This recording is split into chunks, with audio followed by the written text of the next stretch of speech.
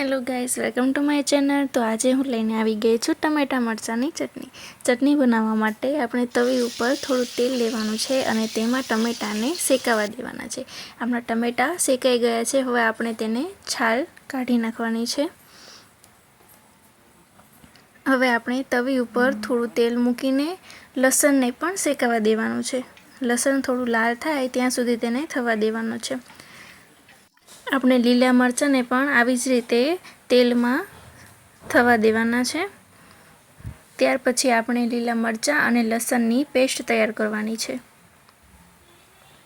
તો આપણી પેસ્ટ તૈયાર થઈ ગઈ છે। હવે ચટણી બનાવવા માટે આપણે 3 પડી તેલ લેવાનું છે।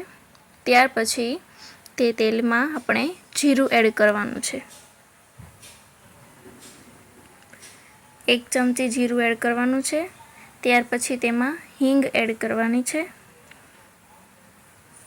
અને હવે આપણે કેપ્સિકમ મરચાંને એડ કરીશું। 2 મિનિટ માટે થવા દેવાનું છે। હવે આપણે મરચાં અને લસણની પેસ્ટને તેલમાં એડ કરવાની છે। 2 મિનિટ માટે થવા દેવાનું છે કેમ કે લસણ અને મરચાં બંને વસ્તુને આપણે તેલમાં શેકેલી છે। આથી 2 મિનિટ માટે આપણે થવા દઈશું અને ત્યાર પછી તેમાં સ્વાદ અનુસાર મીઠું એડ કરીશું અને સરસ રીતે મિક્સ કરી લઈશું।